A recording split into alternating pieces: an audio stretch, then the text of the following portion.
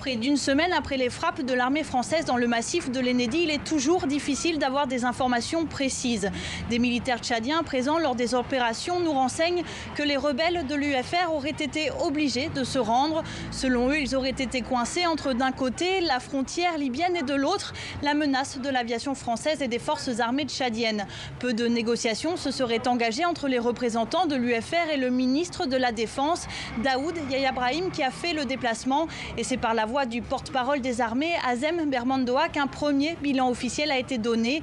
On écoute sa déclaration. Côté terroriste, plus d'une quarantaine de véhicules tout-terrain détruits, 18 véhicules récupérés, dont 16 équipés d'armes lourdes, de centaines d'armes légères saisies, une quantité importante de munitions tout calibre saisies, plus de 250 terroristes capturés, dont 4 principaux chefs.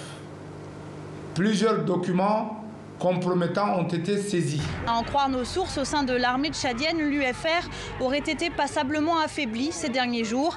De figures fortes du mouvement rebelle se seraient rendus le chef d'état-major adjoint Ousmane Tegen, mais aussi le porte-parole Hissène Mahamat. Ils auraient été conduits hier à la maison d'arrêt de Moussoro.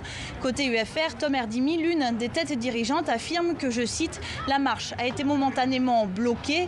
Une déclaration faite dans un message largement diffusé où il se veut même menaçant en précisant, je cite, que la France ne fait que retarder les choses mais ne pourra pas sauver le régime.